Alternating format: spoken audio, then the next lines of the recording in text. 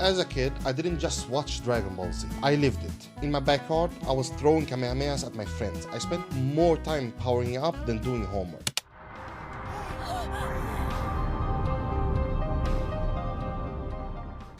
But I always wondered, what did it actually feel like to be Goku?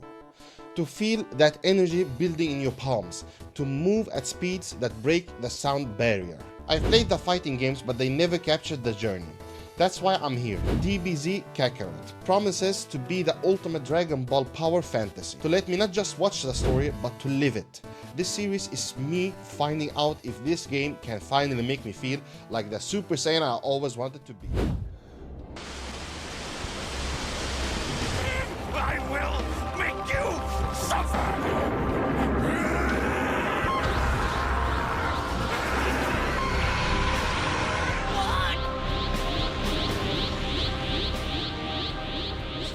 The first trophy we get is Former Foe. The game immediately teaches you the fighting mechanics by having you punch a Namekian in the face repeatedly. Talk about hands-on learning. This is where you master the sacred art of the square dodge dance and realize that Piccolo's special beam cannon is a lot less scary when you are the one throwing the hands. Right on the heels of that, the second trophy, Tell Me More, pops, and we earned that for unlocking our first entry in the Z Encyclopedia. And that momentum leads us straight into the third trophy. The newfound power trophy is ours. Feel that? That's not just a new move. That's a new tingle in your back.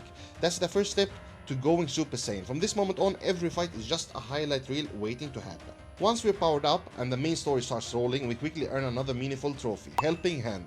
This is a beautiful little moment that introduces the game's heart. Right before the main story starts, you'll start seeing these little blue icons, marks popping up on the map. These are sub-stories, the side quests of the DBZ world that let you truly live out the life of a Z fighter. And for doing the first side quest, we unlock this trophy. And with those first trophies secured, we are perfectly set up to dive into the epic story of Dragon Ball. The story of Dragon Ball Z begins not with a battle, but with a celebration. After countless adventures and saving the world in the original Dragon Ball, our hero Goku has finally settled down. He marries his childhood friend Shishi and starts a family, welcoming a son they named Gohan after Goku's grandfather. But peace on Earth was never meant to last. A mysterious warrior descends from the stars, possessing power unlike anything Goku has ever faced. This is Raditz, and he reveals a shocking truth. He is Goku's older brother.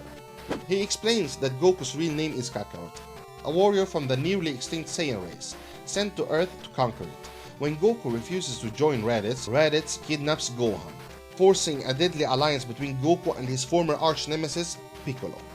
In a brutal battle, they manage to defeat Raditz, but at a terrible cost. Goku sacrifices his own life.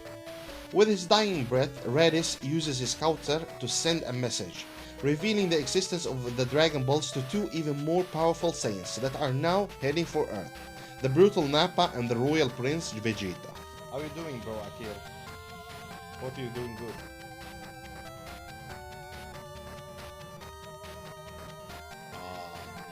With a year until their arrivals, the Earth's greatest warriors, Piccolo, Krillin, Tien, Yamcha, and even Gohan, embark on a desperate year-long training arc. Guided by King Kai in the afterlife, Goku himself begins an even more intense training regimen, racing against time to make it back to the land of the living. And while we are training as Gohan, we get a strange encounter against an enemy that is called a villainous party. We beat them and earn the trophy, a Dark Omen. Now, this trophy is one of many and also has a secret boss behind it. But more on that later. The Saiyans arrive and the battle is catastrophic. Nappa decimates the Z fighters, killing most of them. While we are being decimated, we earn the trophy Power of Friendship for having used the assist attack 10 times. Just when all hope seems lost, Goku returns, more powerful than ever, and swiftly defeats Nappa, setting the stage for a legendary showdown with the mighty Prince Vegeta. Their battle pushes both warriors to their absolute limits. Goku ultimately prevails, but chooses to not finish Vegeta off, who escapes gravely wounded. The Earth is saved, but the victory is hollow. And here we unlock 2 trophies. The first one is Flashy Finish, for defeating an enemy with a special move. Use Kaiken in bursts, when at full, no. And the second one is Worse for Wear, for defeating Vegeta and completing the Saiyan arc. In the chaos, Piccolo was killed, and because he is spiritually linked with Kami, the Guardian of Earth, Kami perished as well. With Kami's death, the Earth Dragon Balls vanished, rendering them useless. To revive their fallen friends, our heroes have only one option: travel to Piccolo's home world. And so a new journey begins, a journey to the distant planet Namek, where new Dragon Balls await, and dangers far greater than Vegeta lie in wait for us. This is the start of the legendary Namek Saga. So, with Vegeta defeated but the Dragon Balls gone, the game hits us with an intermission. Normally, this is a perfect time to level up, explore the world and prepare for the trip to Namek. But we are not normal players, are we? We are on a mission for the Platinum Trophy, so while Krillin and Gohan are getting ready for the space trip, we're taking a detour. We're putting the fate of the universe on hold to go trophy hunting. We're going to be cleaning up a bunch of the easier miscellaneous trophies we have missed, finding D medals, fighting the time machine, and mastering some community boards. Consider this our personal training arc for 100% completion of the game. The Namek Saga isn't going anywhere, but these trophies are ripe for the taking. Let's get to it. And talk about rapid fire start, we just blasted through 3 easy trophies back to back. First up, the voice in my head. That's the game's fancy way of saying we get our first telepathic message from King Kai. Guess he's our cosmic coach now. Then, literally seconds later, we get Not Worth My Time for our first instant victory. Just flying through a low-level enemy and obliterating them without even starting a fight. Feels powerful, right? And to wrap up this trio, we cooked up our very first full-course meal, unlocking there is nothing like a home-cooked meal. This is going to be essential for those permanent stat boosts, a solid start to the Platinum journey. We also pop another 2 trophies before ending the intermission. I just randomly popped a silver trophy called Thirsty for Knowledge for unlocking 200 entries in the Zeni. Honestly, I'm not even sure how I did that, I guess just by playing the game normally, checking items, fighting enemies, and progressing the stories. We also got the trophy Medal Madness for collecting 10 D medals. The Namek Saga begins. The journey to Namek begins our most desperate battle yet. Upon arrival, Gohan and Krillin find themselves in a deadly game of cat and mouse, as the planet is already under the heel of the galactic tyrant Frieza. Their goal to wish back their friends becomes a frenetic race against Frieza's army, who are also gathering the Dragon Balls. Complicating everything is the arrival of a healed Vegeta, who sees this as a chance to betray Frieza and secure immortality for himself. What follows is a chaotic and brutal chain of battles. Our heroes form shaky alliances, power levels skyrocket with new transformations, and the stakes are raised with every wish made on the Namekian Dragon Balls. But the conflict culminates in a nightmarish showdown. Frieza reveals his true terrifying power, systematically eliminating our heroes one by one. His cruelty pushes Goku to an unimaginable limit, awakening a legendary power thought to be a myth. The first ever Super Saiyan. In a final planet-shattering confrontation, Goku avenges his fallen comrades, defeating Frieza as Namek itself is destroyed.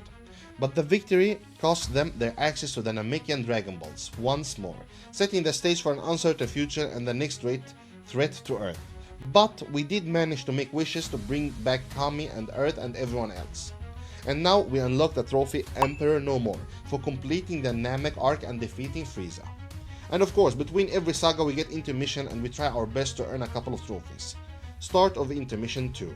Now we found out there is Dragon Balls scattered on Earth. I gathered them all and summoned Shenron, which granted me the trophy Wish Maker. And later we will need to summon Shenron 5 more times to get the trophy Getting Greedy, and then 10 times for trophy Shenron's Favorite, which we will get later at the end of the game, because between each summons we can't gather the Dragon Balls for 20 real minutes have passed. Alright, next trophy is Fountain of Knowledge for collecting 400 Zenclopedia entries, which again I have no idea how I got, but I guess exploring the open world is enough. And with that, the intermission is done, and we are ready to start the next saga. The peace we earned after Namek was a lie, a fragile calm, shattered by a storm from the future. His name was Trunks. He arrived not as a conqueror, but as a warning. Own survival from a timeline of ash and despair, telling us of 2 androids, unstoppable, merciless machines, who would arrive in 1 year and bring our world to its knees. That year was the longest of our lives. We trained with desperation we'd never known. The threat wasn't galactic tyrant, it was cold, mechanical judgment born from our own past. The day finally came, we found them, but they weren't the androids Trunks knew. The fight against Dr. Gero and his energy-absorbing companion was the hardest outfaced yet. Every blow I landed, he just drained my life force to heal himself. It was just like fighting a phantom. We eventually broke through, but before we could finish him, the coward fled to his secret lab. In a final, catastrophic act of spite, he activated his ultimate creations, Android 16, 17, and 18. That's when our world truly turned upside down. Trunks arrived, his face a mask of horror. These aren't the androids from my timeline, he said. It's 17 and 18. They're the ones who destroyed my world. The mission was simple, singular and terrifying: kill Goku, and as fate would have it, the heart virus Trunks had warned me about struck me down at the exact moment. I was helpless. I had to stand by and watch as my friends Vegeta, Piccolo and Tien threw everything they had at them, only to be utterly destroyed. We were powerless. But in the shadows, a new, far more sinister horror was taking shape.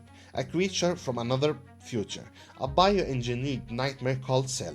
His goal was monstrous: to absorb 17 and 18 to achieve his perfect form. And to our absolute horror, he succeeds. The power he radiated was suffocating. We had absolutely no hope. By the time I was healed, the monster was complete. Perfect Cell was a god of destruction, and his challenge was a mockery of everything we fought for. The Cell games, a tournament for the fate of the Earth. We had one last card to play. One day in the real world was 1 year in the hyperbolic time chamber. Myself, Gohan, Vegeta and Trunks entered. We pushed beyond our limits, but I saw it in my son, a hidden power sleeping deep within him. He was the key. For the Cell games, I managed to earn 2 trophies. Heavy medal for collecting a total of 100 D medals, and this one, who needs a phone, for getting 20 telepathic messages from King Kai. Let me tell you, I hate this trophy, because you can actually hear his voice coming directly from the DualSense controller. It's a cool feature but it gets incredibly annoying real fast. Now, back to the fighting. At the games, I knew I couldn't win. I thought I gave it everything, but I surrendered. I put the world on the shoulders of my son, and he delivered, unleashing a power that dwarfed us all. Super Saiyan 2. He dominated Cell. But victory made him arrogant. He wanted Cell to suffer, to feel the despair he'd caused. It was a costly mistake. In his final moments of pride, Cell had just enough time to initiate a self-destruct mechanism that would have evaporated the planet. I made a choice. I teleported him away, sacrificing my own life to save everyone else. But even that wasn't the end. Cell regenerated, more powerful than ever. He returned and he killed Trunks. With me gone and Trunks fallen, a weak and broken Gohan was all that stood in his way. It was totally over. But from the other worlds, I reached him. I told him it wasn't too late. I lent him my strength, my spirit, and together, father and son, we unleashed one final blazing Kamehameha, a wave of pure energy and hope that finally truly erased Cell from existence. The battle was won. The Earth was saved. But the cost was a scar we would carry with us forever. And here it is, Earth's new champion, for finishing the Android's arc and finally defeating Perfect Cell. This battle was an absolute classic, culminating in Gohan's iconic father-son Kamehameha. It's a truly satisfying moment to close this legendary chapter of the story. In the intermission, we do absolutely nothing. So we start instantly of the Buu Saga. Beginning of Buu Saga. 7 years of peace, a luxury we thought we'd earned. Gohan grew up, went to school, even fell in love with a fiery girl named Videl, who saw the warrior hidden beneath his glasses. Life was normal. But our peace has always been a fragile thing. It was the World Martial Arts Tournament that brought us all together again. Videl, suspecting Gohan's true power, practically forced him to enter. And in a miracle granted by the gods, Goku was allowed to return to Earth for a single day to compete. It was supposed to be a happy reunion, a chance to test our skills among friends. But 2 strange, powerful men had entered the tournament with a far darker purpose. They weren't there to fight, they were there to steal energy. As they drained the competitors, a mysterious stranger revealed himself, the Supreme Kai, a guardian of the universe. He told us of an ancient evil far worse than Frieza or Cell, a wizard named Babidi, who was seeking enough energy to resurrect a being of pure chaos and destruction, Majin Buu. We followed Babidi's minions to his ship, fighting our way through its twisted layers. We faced Dabura, the Demon King, a warrior with power to rival Perfect Cell. But it was a trap. Every burst of energy, every ounce of ki we unleashed in our battles was being harvested. And despite our efforts, they collected enough. The seal was broken. A pink, childlike monstrosity of unimaginable power was unleashed upon the universe once more, and his name was Majin Buu. In a moment of pride and desperation, Vegeta, manipulated by Barbidi's magic, made a choice. He confronted Buu head-on, unleashing a final self-destructive explosion meant to end it all. We felt his energy vanish, but Buu simply just regenerated. He was unstoppable. Goku had to reveal the transformation he'd achieved in the afterlife. Super Saiyan 3. The power was immense, but it drained his limited time on Earth. But he bought time for the next generation, teaching Goten and Trunks the ultimate technique, fusion. Together as Gotenks, they achieved Super Saiyan 3 and fought Buu within his own body. But their overconfidence was their undoing. In his rage, Buu split apart and his evil half emerged more powerful and ruthless than ever. Meanwhile, Gohan was training on the sacred word of the Kai, unlocking a potential beyond even Goku's. He returned to Earth a warrior of the gods, poised to end the fight. But Buu, ever evolving, absorbed Gotenks and Piccolo. And then, in a final devastating move, he absorbed even Gohan himself, becoming the ultimate being. All hope seemed lost, but the Elder Kai had one last secret. He gave us his life to unlock my full potential, and gave us the Potara earrings, a permanent fusion of two beings. With no other choice, I fused with Vegeta. The result was Vegito, a warrior so powerful he toyed with seemingly invincible Buu. But in breaking the magical barrier that held Buu's victims, we accidentally released the original pure evil he was built upon, Kid Buu, a being of limitless, mindless destruction. What followed was a battle that stretched across the cosmos, from the sacred world of the Kais to the barren surface of the Earth. Vegeta and Goku pushed to our absolute limits, fought side by side, and in the end it came down to a final desperate gambit. With the energy of every living being on Earth and across the universe lent to Goku, he formed a spirit bomb of unimaginable size. With one last collective push of hope, we hurled it forward, finally erasing the primordial evil of Kid Buu from existence forever. And that was the end of the Buu Saga. So after that epic final battle and the dust has settled, we have our final story trophy. Bye Bye Buu. What an intense and emotional rollercoaster the Buu Saga is. From the World Tournament all the way to the Spirit Bomb that finally saves the universe. It's a truly epic way to finish the main story. But for a true Z fighter, the work is never truly done. This is where we shift from saviors of the universe to masters of it. This is the trophy hunt. It starts with exploring the world we saved. We became an excavator for finding one sacred stone, and then demolition artist for smashing 10 of them. We became a do-gooder by completing sub-stories, tying up all the loose ends across the earth. The training never stops either. We prove our dedication at the Turtle School, climbing the 3 ranks from training to master and finally earning the title of Legend of the Turtle School. Our combat skills are honed to an art form. We achieved the speed to earn Can't Touch This with 50 instant victories, and the precision to become a Z combo zealot by nailing 10 perfect Z combos. We earned the trophy pushed to the limit by completing training ground challenges, including the ultimate test of being tough enough to conquer a level 10 challenge. And of course, we live our lives, we become a chef making 5 full course meals for our friends and family. We channel our inner Bulma and becoming an engineer to earn the trophy Let the Building Begin, where we build a machine part. Then we get the trophy Robot Rider when we build our own robot. And finally, we earn the trophy Get Out of My Head and Turn Into My Car for building a car. But the world still needs defending. We become the ultimate peacekeepers by purging the evil all around, by defeating 20 villainous parties, and then fully purging the plague by wiping out 30 of them. Our mastery is so complete we become highly skilled by performing 50 super attacks. And with all those Dragon Balls we have collected along the way, we earn the trophy Greedy for summoning Shenron 5 more times, using the Dragon Ball's power to cement our legacy as the greatest warrior the world has ever seen. But we're not just mastering the world, we're transcending it. We pour every Z-Orb we have collected into the skill tree, forging ourselves and earning the trophy A Super Warrior is Born by completing a staggering 100 super attacks. Our power even draws the attention of threats from beyond, and we venture into the demon realm to achieve a monumental victory by defeating the formidable Mira. And what is the ultimate symbol of mastery over this world? The Eternal Dragon himself. We go from being merely greedy to becoming Shenron's favorite, summoning the Great Dragon, a legendary 10 times to fulfill our every wish.